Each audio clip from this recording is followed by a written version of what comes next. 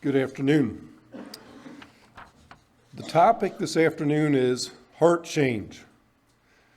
In 1994, nursing student Laura Baker had a racing heart, and daily walks to class left her very tired. At first, she thought of it a little bit. She was 20 years old and didn't think she would have a heart problem, but as her symptoms continued, she realized she needed to see a doctor. Tests showed cardiomyopathy, or heart muscle disease, which causes the heart muscle to become large, thick, or stiff, and less able to pump blood to meet the body's needs. In 2014, Laura's health took a dramatic turn for the worse. She had symptoms of acute heart failure and needed a transplant. In November of 2014, she had that transplant, and today she is doing well. Heart change. What are we talking about? We see there, I read a story of heart change. Is that what we're talking about? No, we're talking about something more. Ezekiel 36, verses 25 and 26, and I'm cutting into the middle of a thought where Jesus is saying, I'm going to bring you back to the land of Israel, and I'm going to do more than just bring you back. I'm going to remove the idols. I'm going to purify you. This is all going to be because of my name, and it doesn't have anything to do about you, by the way. It's about my name that I'm doing all these things. And in verse 25, he says this, Then I will sprinkle clean water on you, and you shall be clean. I will cleanse you from all your filthiness and from all your idols. I will give you a new heart and put a new spirit within you. I will take the heart of stone out of your flesh and give you a heart of flesh. For Laura, the issue was her heart was hardening. Was literally hardening. Here, God says through Ezekiel, your heart is hardened. It's stone. You need a new heart. And it's a heart that's alive. It's a heart of flesh, not stone. It's a heart that will do what it's supposed to do. That is what we're talking about when we talk about heart change. Some thoughts that we need to remember. These are foundational as we think about heart change or as we think about change. First is man's primary problem is his heart, not his experiences or circumstances. And now I want to say that I'm not minimizing the impact of what a person has experienced. Experiences have a tremendous impact. But if we only go to experiences and circumstances as the cause of behavioral problems, we're going to end up with some pretty significant problems because we do not have an answer for what to do with behaviors. Secondly, you can have behavior change without heart change, but you cannot have heart change without behavior change. We can modify behaviors. For about 15 years, maybe more so 10 years, just trying to pull back dates here quickly, I was involved in prison ministry. Would have taught Bible classes on a regular basis in a county jail. And their primary focus was reforming behaviors. That's what it was. The Bible class was about changing the heart and the behavior. Thirdly, Every human being is created with the physical, spiritual dimensions. Therefore, biblical change will occur simultaneously in both realms. You know, as we work with the person, as we pursue them, as we bring them to God, and as we focus on their belief structures, on helping them grow and change at a heart level, as Romans 12:2 calls us to, be ye transformed by the renewing of your mind, we ask to also recognize that both realms of the physical and the spiritual will be changing. Lastly, and this is especially for us as humans, behaviors are the gateway to the heart. And nowhere does that become more clear than in Jeremiah 17, where Jeremiah says, the heart is deceitful above all things and desperately wicked. Who can know it? Okay, in other words, he ends that verse with a question. Who can know it? The next verse says, I, the Lord. In other words, Jeremiah then answers the question with who actually knows the heart. And in there we find no mention of man. God knows the heart. And then he gives the prescription for how we can actually learn to know the heart. By what he judges and what he rewards. Moving into understanding the heart defined. According to Proverbs 4:23, it says, keep your heart with all diligence, for out of it spring the issues of life. So within the definition of the heart, it is the center of spiritual activity and of all aspects of human life. And we see in Genesis chapter 2, where God created man. He formed him. There was Adam. But Adam did not exist until God breathed into him the breath of life.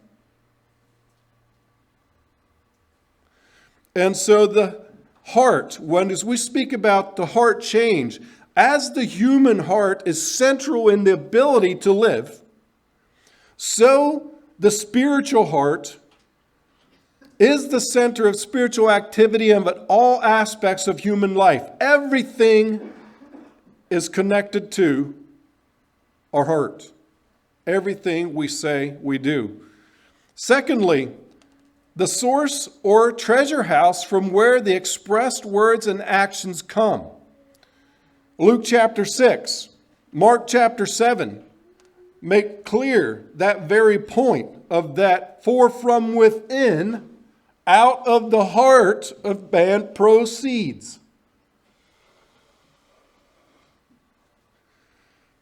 It is a source or treasure house from where the expressed words and actions come.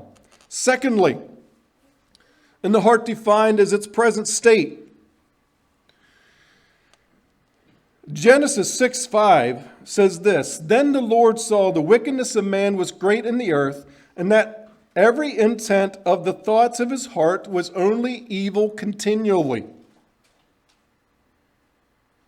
Ponder that verse for a moment. His heart, his thoughts, the intent, the motivations were evil continually. The heart is fallen. Jeremiah 17:9 again says, the heart is deceitful above all things and desperately wicked. Who can know it? Think of the wording. Deceitful above all things. Okay, now think about that. Have you ever pondered that verse? Deceitful above all things. He's making a point. And the point is, the nature within us is far more evil and deceitful than we can imagine. He elevates it to the point of above all things. How many people have ever thought about it in that way, as how he describes it? There is nothing being less deceitful than.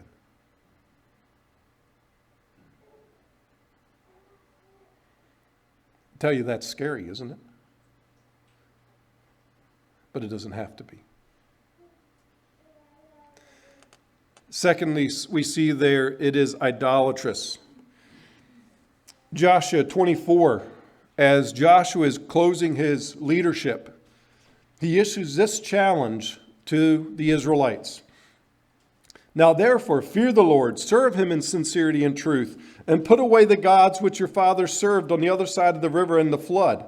Serve the Lord, and if it seems evil to you to serve the Lord, choose for yourself this day whom you will serve, whether the gods which your fathers served that were on the other side of the river, or the gods of the Amorites in whose land you dwell. But as for me and my house, we will serve the Lord. The implications of that text is that there was idolatry within the nation of Israel at this point in time. And he is challenging them to the point of, who are you going to serve? And by the way, I'm going to make it clear to you who I am serving. Our hearts, or the heart, and our hearts are idolatrous. We are prone to worshiping everything but God. Thirdly, it's need. You must be born again. The need that each of us faces, and the need that each human being that enters this world has, is you must be born again. And it's on that foundation that we then can build and develop lasting change.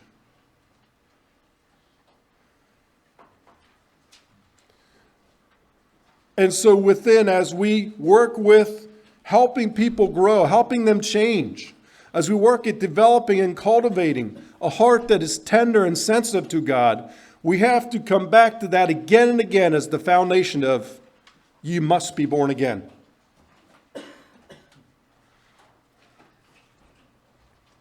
Continuing into functions of the heart. The heart is the source of life. I'm not sure how many different ways you can say this, okay?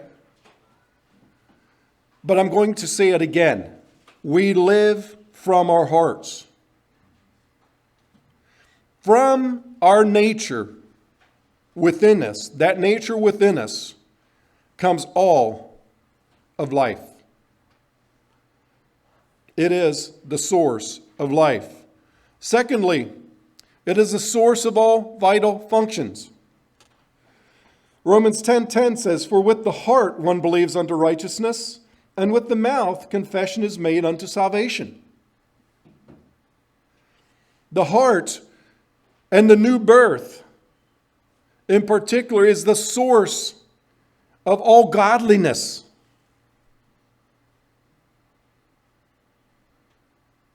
The nature, the soul, spirit of man is the source. That inner man is the source of everything. All things come from it. Lastly, its function, as we have briefly considered, tells us that it works as a unit. In other words, we cannot compartmentalize things. Sin in a particular area of my life will flow into and affect other areas. And as a human being, we live life as a whole person. Physical and spiritual functions as a unit. Thirdly, components of the heart. And I again want to emphasize, as we look at components of that simple fact, that it functions as a whole. It's a whole person response. And so within the heart, as we look through Scripture, as the various elements given to it, we see the will. In Joshua 24, he says, choose you this day. The will simply means we have the ability to choose. It also conveys with it is that the commitment of past choices. In other words, we have the ability to choose, and the will also conveys and carries forward that commitment of what I have chosen.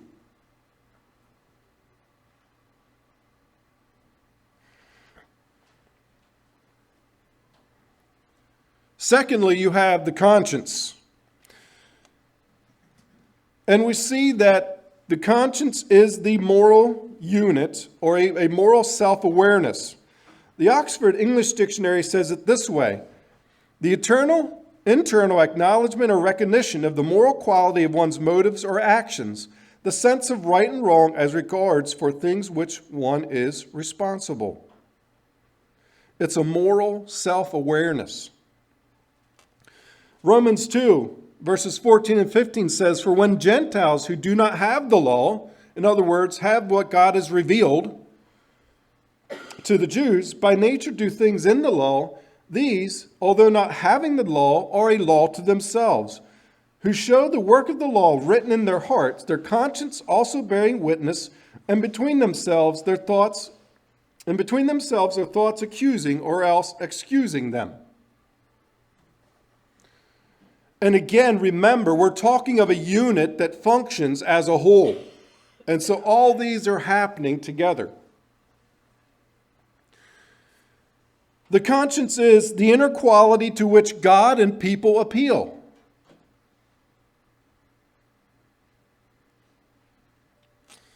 And the conscience touches all areas of my heart. One of the things to recognize that's important with the conscience is that it is based upon my belief structures.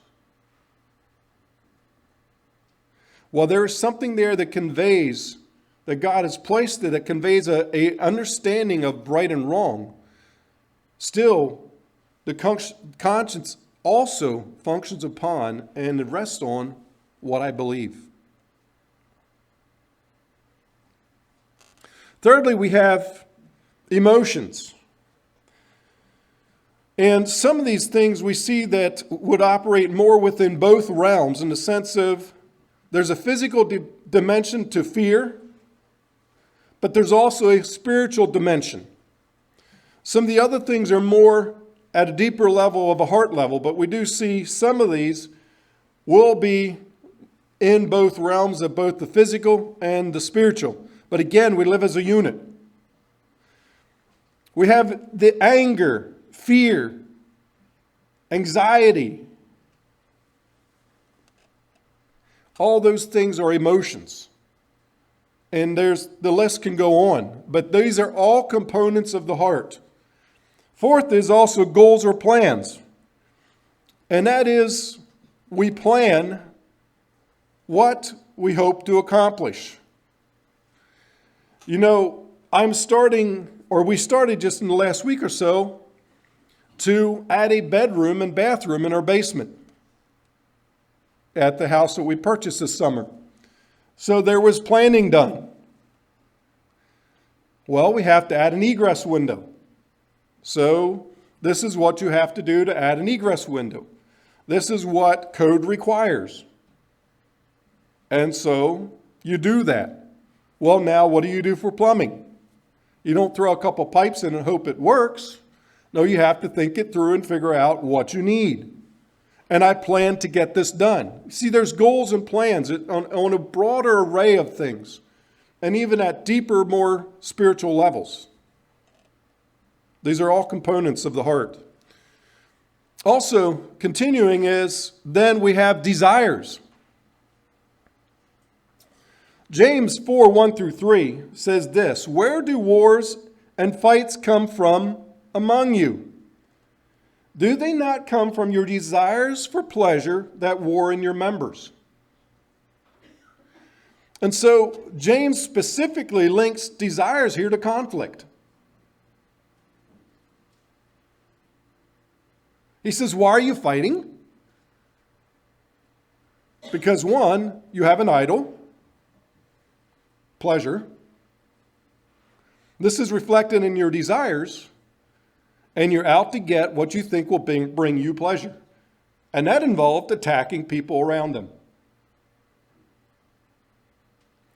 Desires that I want and I don't want. The two sides of a desire. I want something. And we don't think about it as long as we get it. But the reality is, there's an opposite that comes with that desire for something. And that is something I don't want. Now, we really think about it when we don't get what we want. Desires have two sides. And James would attribute conflict to the clashing of desires. And obviously with that, what is Lord? What and who I'm living for. Also, there'd be motives. In verse 3 says, you ask and do not receive because you ask amiss, that you may spend it on your pleasures. In other words, they're going after something, and why they're going after it is they want to fulfill certain pleasures. And so within this, they were motivated in what they were doing by their pursuit of pleasure. And then also we have thoughts in Hebrews 4:12, where it speaks of the thoughts and intents of the heart. These are all components of the heart. They're all happening within us continuously.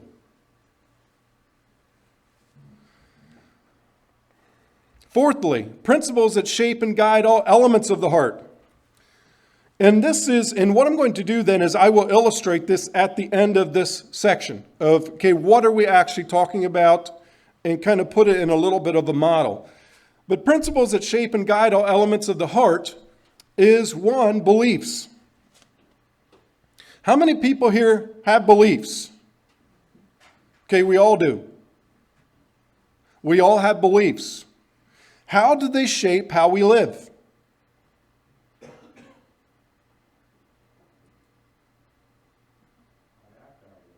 I act out of those beliefs. Now, we have to recognize there's a hierarchy of beliefs.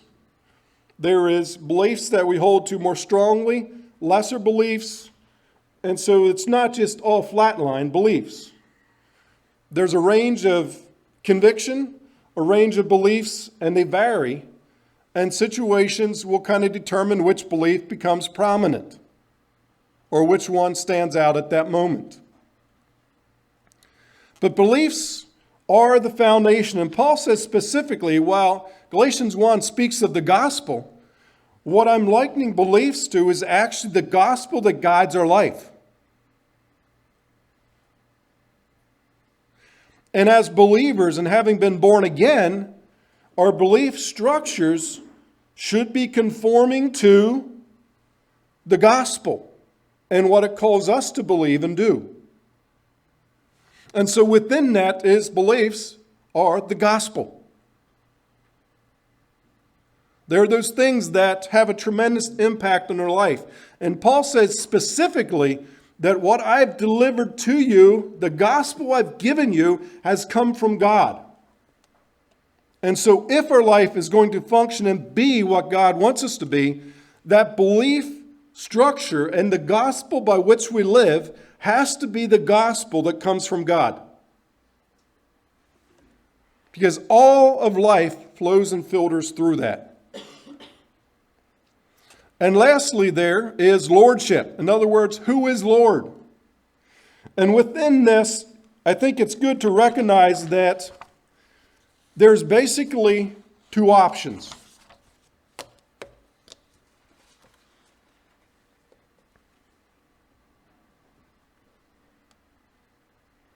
Anybody want to guess what these two options are?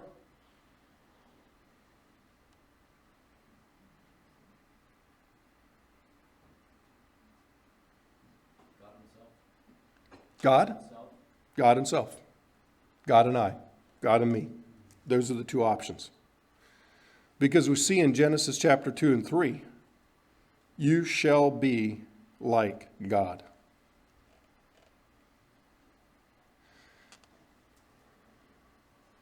It's God or me. Those are the options when it comes to lordship. You see, lordship determines worship. Worship is a behavior. Everyone worships. Everyone serves something. Everyone worships something because we were all designed to worship. The object of the heart's devotion, in other words, the lordship of our heart, determines what is believed. In other words, it defines the gospel that I embrace. And it affects all components, functions, and expressions of the heart. And it shapes the character, and that is the moral quality of the person. I gave examples yesterday, okay? In the one example, both expressed a close relationship with the Lord and a vibrant relationship with the Lord. But yet their relationship was a train wreck.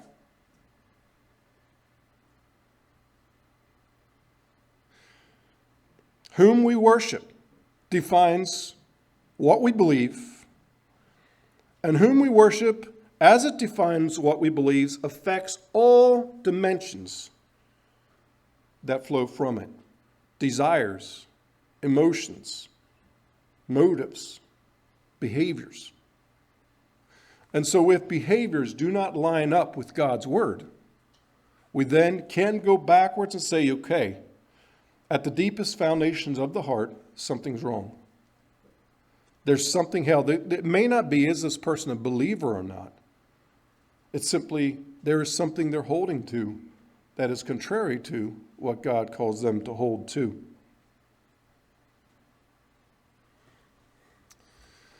Fifthly, the heart wears a body. Okay? How many people here have a body? I hope everybody raises their hands, because if you don't, you're not here. Okay? The heart wears a body. Man was created with a spiritual being as a spiritual material being. And so the heart finds expression through the channel of the body. It's contrary to what we commonly hear, okay, in the sense of the brain. There is a lot of studies and tremendous emphasis on brain function. And I find it very interesting. I enjoy studying brain function, some of those different dimensions of it. Now, does the brain make me do something? No. It does not. Okay, according to science, what is the brain? Biology. The brain is an organ. Yeah, it's gray matter. Hopefully it's there. But the brain is an organ. Is an organ the source of life? Or is an organ provided life by something else? As Adam lay there on the ground, formed out of the dust, did he have a brain? Did that brain function? It did not. When did it begin to function? When God breathed into Adam the breath of life. The brain is an incredible organ, okay? So the prefrontal cortex cannot cause me to do something. In other words, you know, a 19-year-old young man is not responsible for the things he has done or does because his prefrontal cortex is not developed properly. And so therefore, he's not responsible for what he does. When he reaches the age of 22 or 23, then he is now responsible and his moral center is now operating. Do you agree with that? No. Okay, I have expressed arguments that we commonly hear. Behaviors, the body, the heart wears a body. And we have to remember that. Now, the body can hinder the expression of the heart. I briefly mentioned an illustration yesterday, but one situation I've been working with is where an individual lived with extensive pain. And it was expressed, they would have expressed that this hinders their ability to lead out in family devotions, etc., etc., etc. So what we did was we sat down and said, okay, let's think this through. Here are things that you're able to do. So this means that you should be able to do this, this, and this. And so what it is if you come home from work and you're in a fog, that's okay. It doesn't take a lot of brain capacity to say to your wife, dear, can you have devotions tonight? And here is a book that we're having devotions from. And then she has the devotions.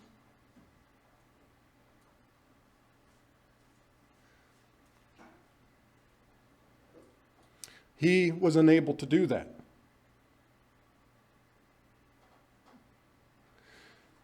We reduced it down to the point of he could do it because we knew of what he was doing. At that point, was the issue organic in nature? In other words, was it actually a physical problem that was restricting his ability to have devotions? It no longer was. Now we had come down to, okay, this is a spiritual issue. And the crutch has been the health problems. So we have to remember the body can hinder expression. And so then we have to sort through and try to come up with a plan that the person can do, that they can fulfill. And if they're unable to do that, and it's clear by other areas of their life that they can, we then have to say, okay, we have a different problem. Why are you not willing to do it? Why is there no desire for it?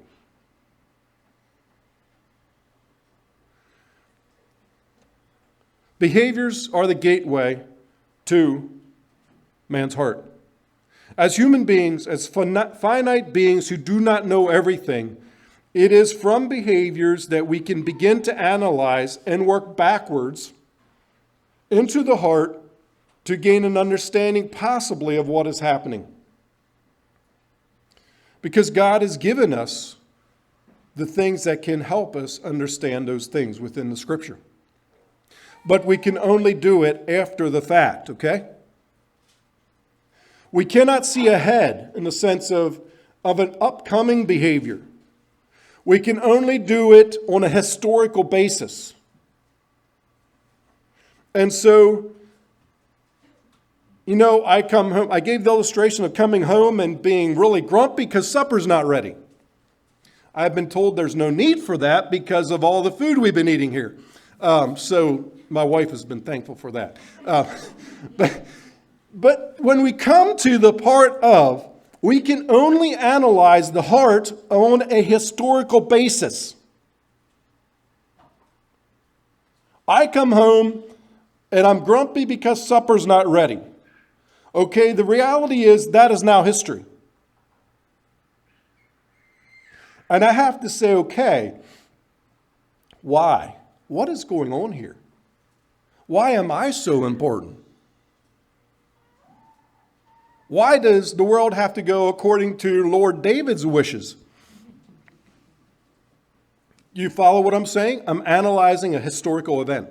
And it's only through that we can begin to grasp and understand what is happening within us. So that in a present tense, we can sense, wait a minute, something doesn't feel right here. Why am I getting angry?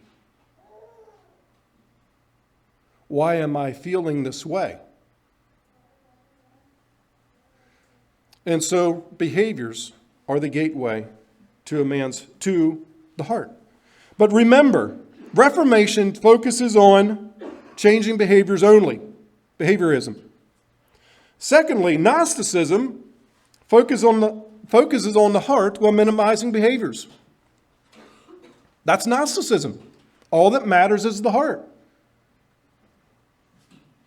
Transformation is a dual focus on changing the heart and its behaviors. Be ye transformed by the renewing of your mind. Be you not conformed to the world, but be transformed by the renewing of your mind, that you may prove. And he goes on to say, here's what will come from that transformation.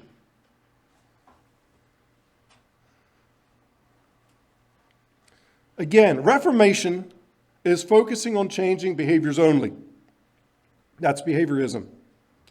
Gnosticism is focusing on the heart and minimizing behaviors. In other words, all that matters is the heart. If the heart is right, that's what matters. Transformation is a dual focus on changing the heart and its behaviors. A brief illustration here of kind of putting together what we have been talking about.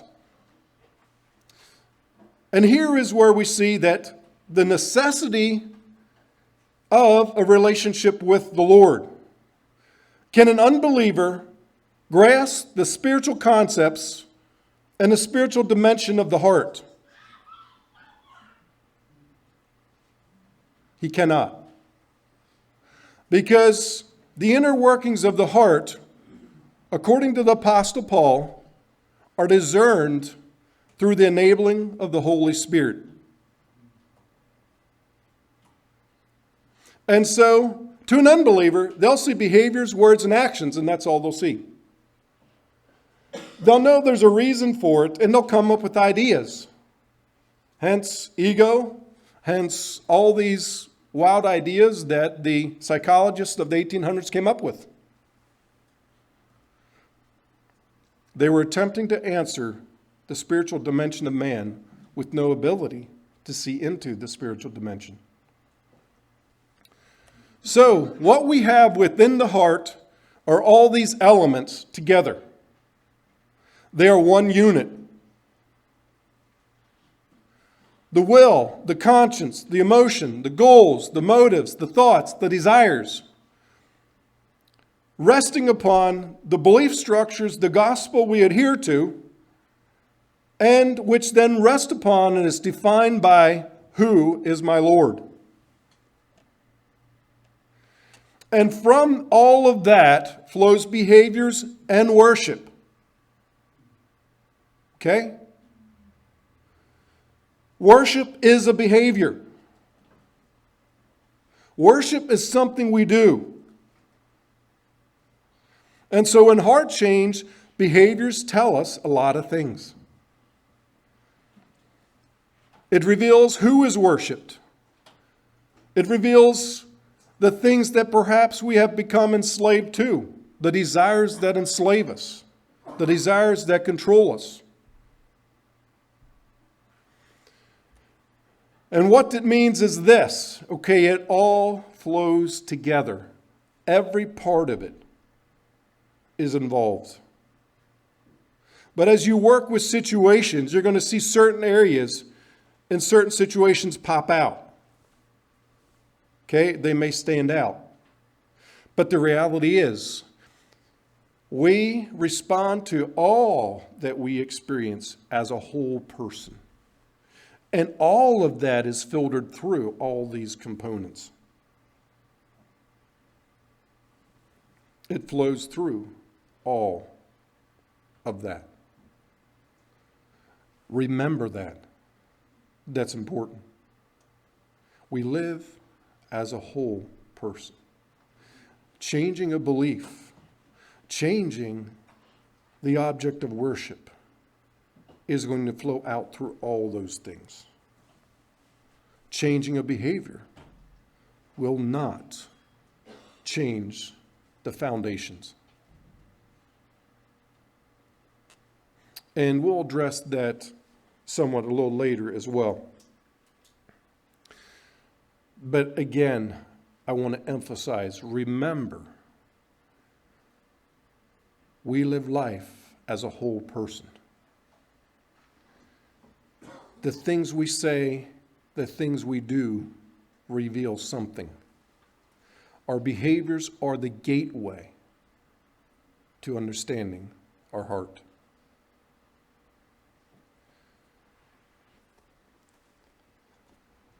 Remember incidents where individual woke up in bed with someone who wasn't his wife.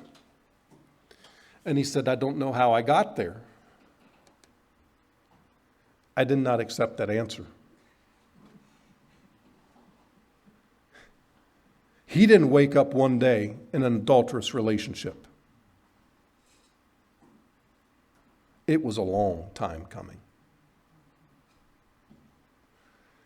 It was an expression, a whole person expression of what controlled his heart and what he was pursuing.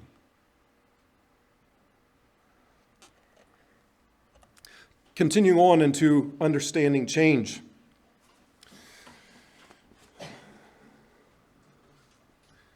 How many people here, sometime in another life, have caught a caterpillar and put it in a jar? Now, adults don't do this, okay? How many people have done this? I have. I see most of you have. It's an amazing thing, isn't it?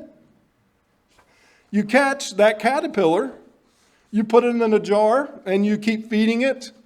And one day, you look in there, and there is a cocoon.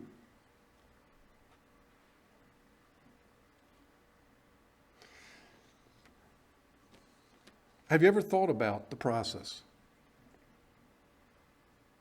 I believe this is God's example of what happens when a person is born again. Once the caterpillar is done eating and growing, there is a lack of the juvenile hormones which cause the caterpillar to form a silk or cocoon or shiny chrysalis around itself and begin radically transforming into a gorgeous butterfly. This is a real basic description. This transformation is called complete metamorphosis. From the outside, nothing appears to be happening, but inside is completely different. The caterpillar dissolves into a soup-like substance using enzymes triggered by hormones. Its tissues, limbs, organs, and imaginal discs then begin changing. The discs move to their correct positions, and the caterpillar starts taking a new shape as a butterfly. It sprouts new colors, wings, long legs, antennae, better and larger eyes, and other adult butterfly features. The mouth changes from a chewing mouth into a proboscis that sips nectar, as butterflies don't eat solid food. The metamorphosis takes place over a few weeks or months, and the caterpillar transforms into a completely new-looking insect. So when we're talking about heart change, what we're talking about is a total realigning of what exists. It does require changing a lot of things, okay? But what you will find within a person who is born again is the functions and elements of the heart remain the same, but they're realigned. They still have desires, and they still might like steak and not like McDonald's, okay?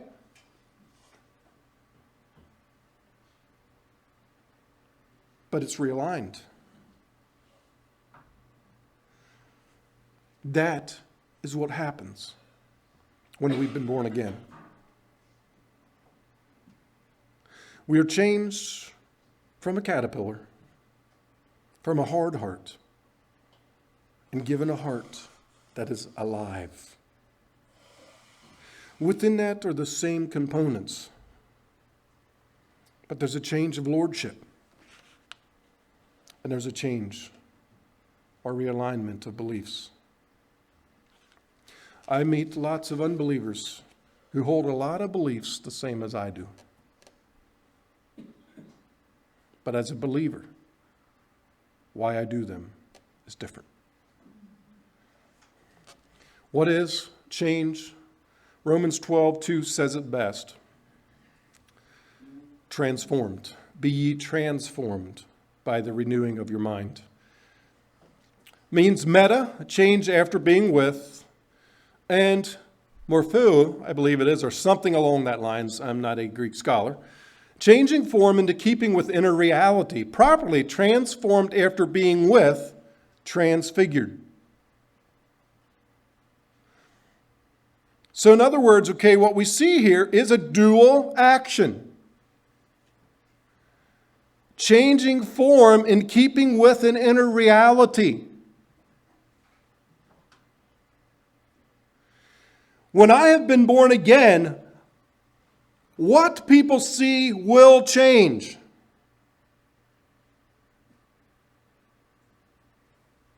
That's transformation.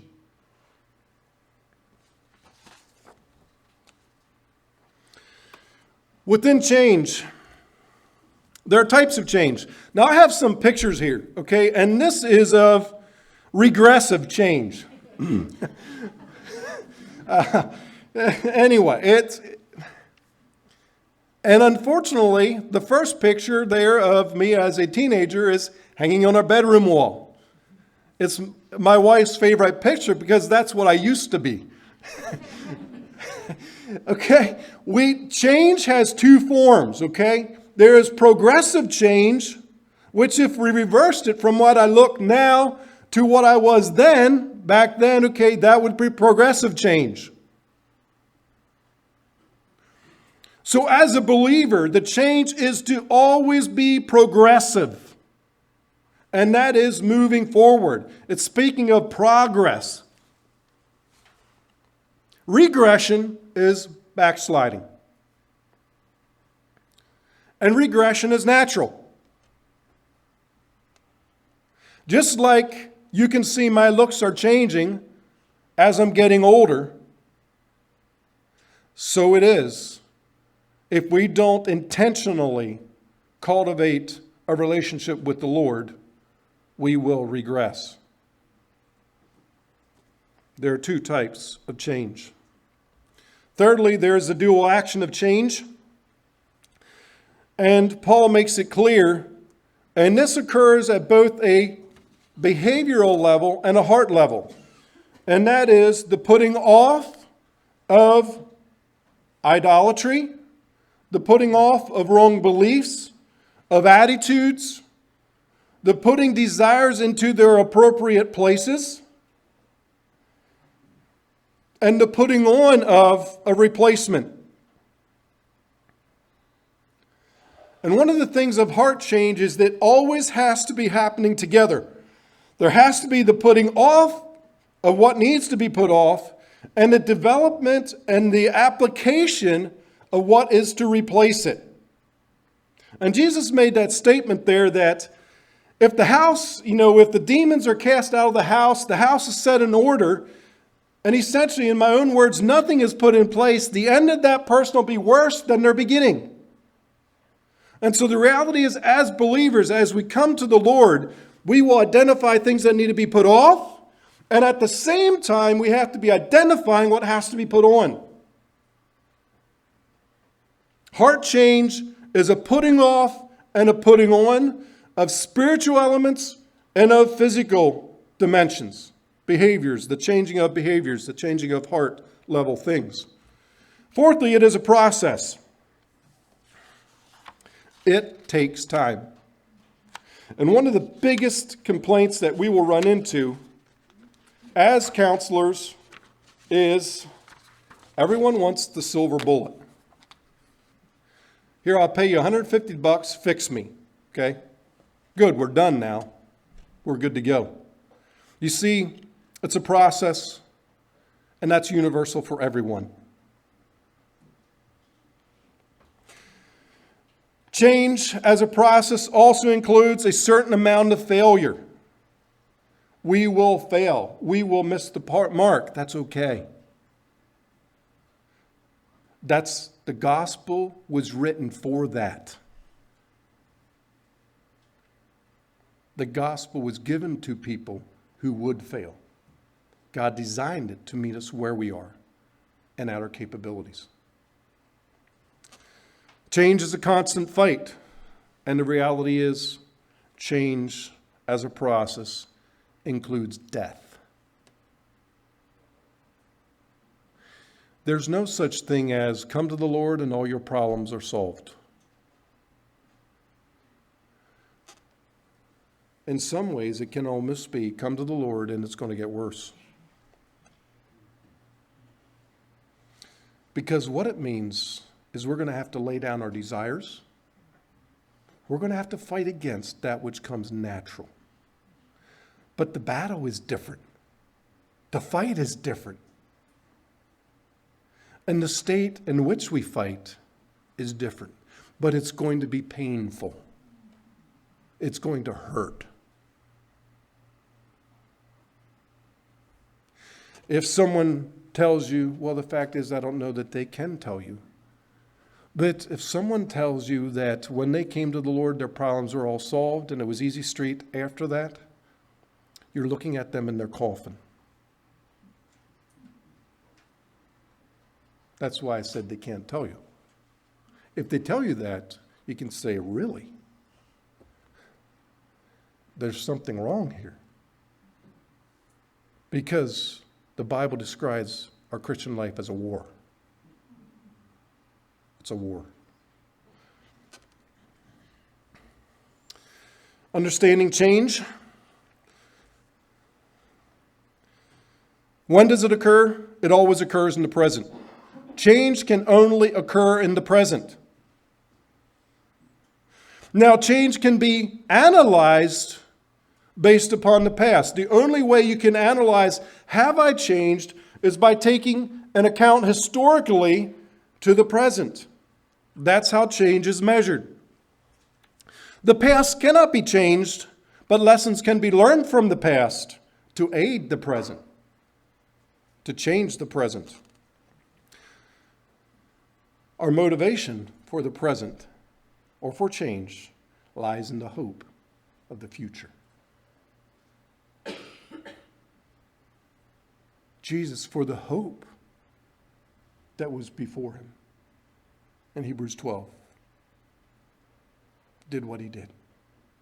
And for us, it's that hope of what is to be that motivates change in the present.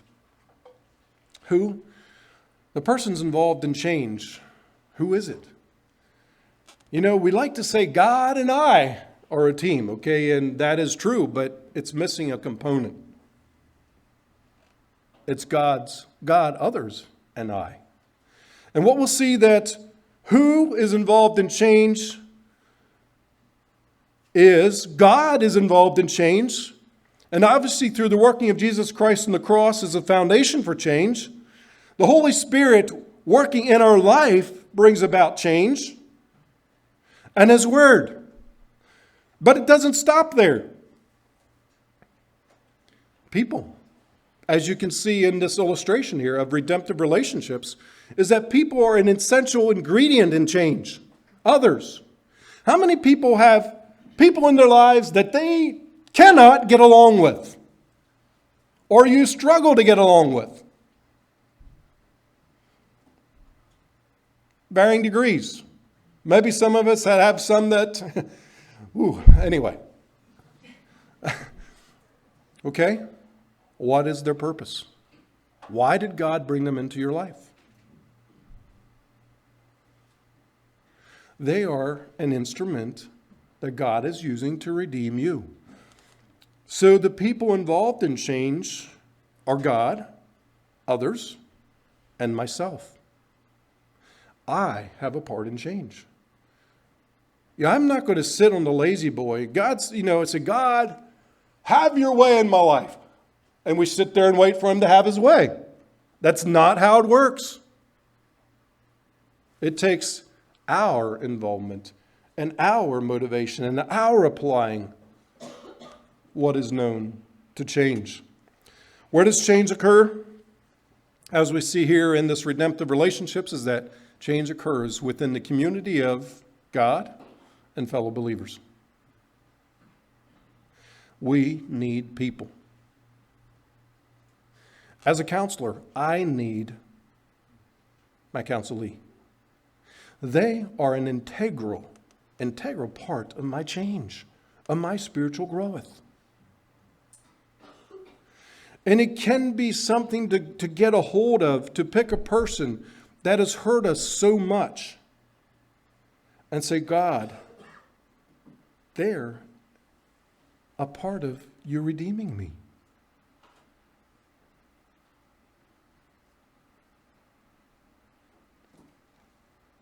And it's only when we can say that God can work more fully in redeeming us. The objects of change are obviously behaviors and the heart.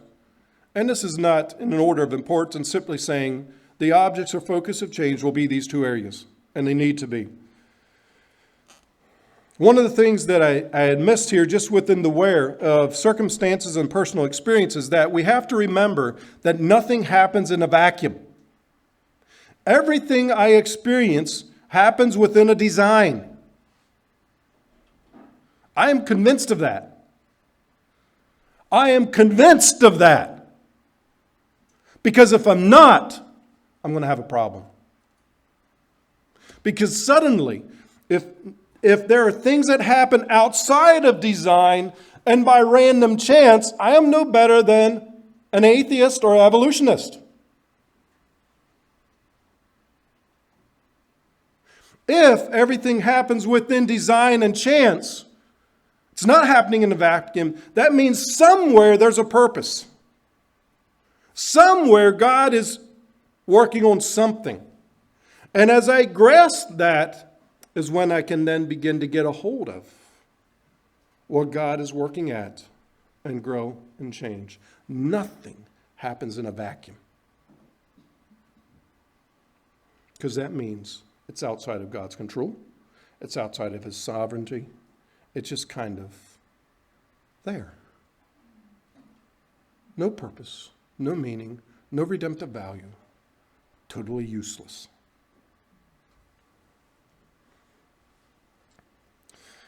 Lastly, there requires a balanced approach that addresses heart issues and behaviors, and we have to be careful.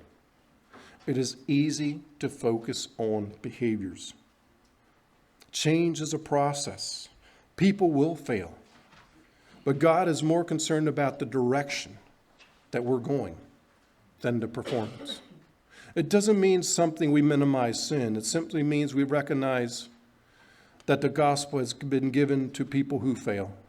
And when they fail, the remedy is, Lord, forgive me, a sinner. I have sinned. People will fail. Now, with that being said, I think it's important to note that sometimes there are things that must stop. If there's abuse occurring in a situation, it has to stop now. It cannot continue.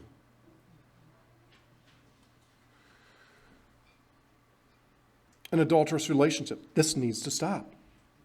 This needs to stop. There are times and places that we have to say, okay, wait a minute. You were stealing? No more. It has to stop.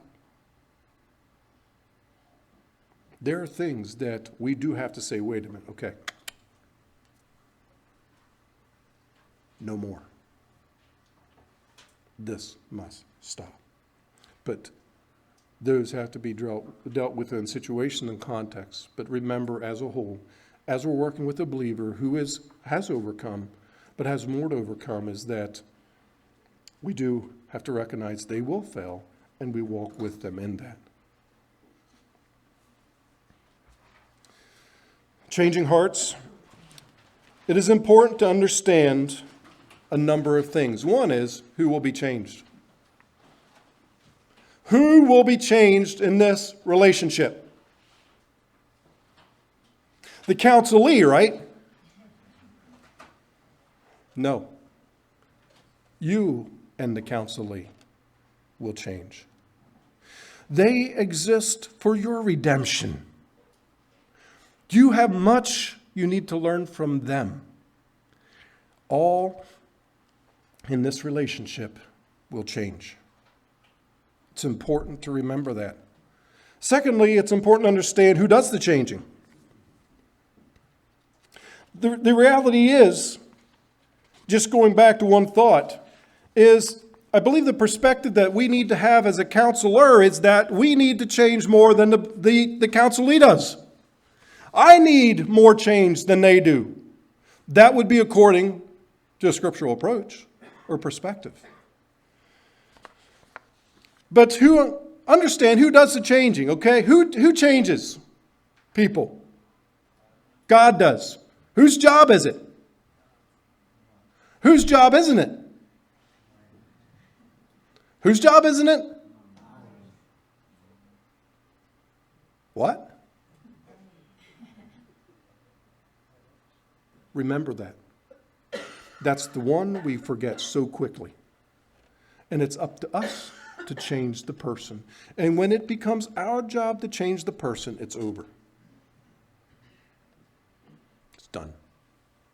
God changes people. It's also important to understand where they are spiritually. What are their struggles? What is it that needs changing? And many times as we work with a person, we'll uncover more and more. But an understanding of where they are spiritually. Is it ignorance? In that situation I gave where we developed a plan for this individual that gave allowance for his health conditions. What we were doing is assessing where he was spiritually. Is it a physical problem or isn't it? When he failed to do that, we could conclude that this is a spiritual problem.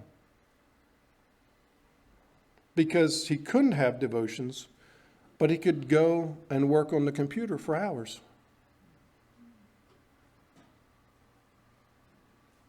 Things didn't line up.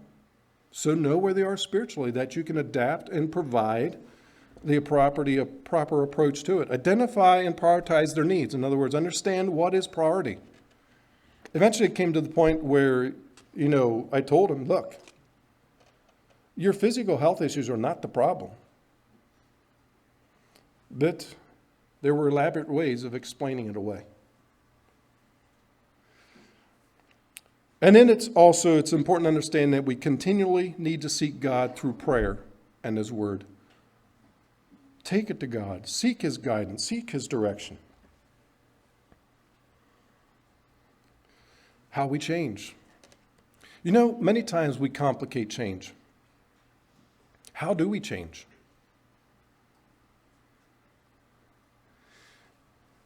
It struck me years ago as I read a book, The Heart of Anger, and it related to anger in children.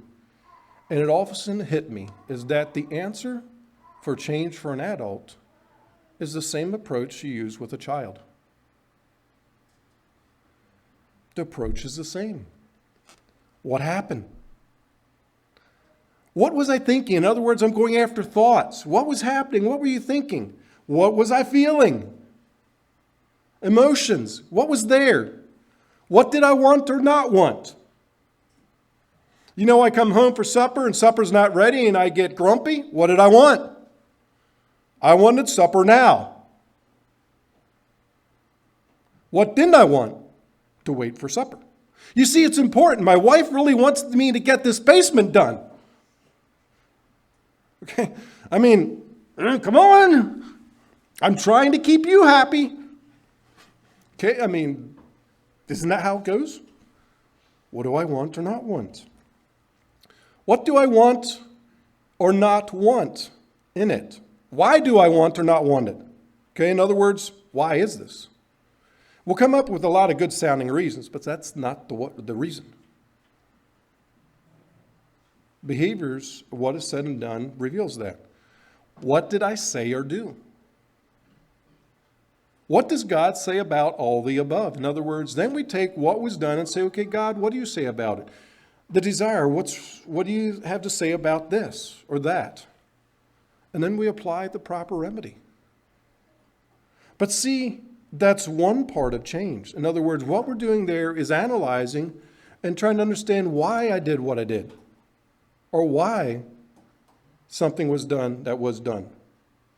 And now we have to continue. So, in the repetition and practicing godliness, what we're talking about within this is, okay, we have identified what was said and done. We have measured it by what should have been. Okay? And so now we say, okay, what do we do with this? How do I put on godliness when I am putting off ungodliness? One is identify what was done that was wrong. Two is identify what should have been done and then practice it. Take the situation and run it through your head of, I should have responded this way. Okay? And we repeat that. We kind of process. And obviously you can't do this in everything, or we'll be incapacitated. But we have to take times, especially in certain situations, and do this. And so it's basically identify what was done, identify what should have been done, think through how it should have been, how I should have approached this situation. And practice that. We do it with children. We role play. What did you say? Well, I did this. Why did you do it? Well, I wanted the toy. It was my toy. Okay. Well, is this what you should have done? Should you have grabbed it? No. What should you have done? I should have asked for it. Ask for it. The other child says, not a chance. It's mine. Okay. The only difference between an adult and a child is their size. And so we practice godliness. Okay, this is not an ungodly or an unspiritual statement to say that much of godliness is habitual.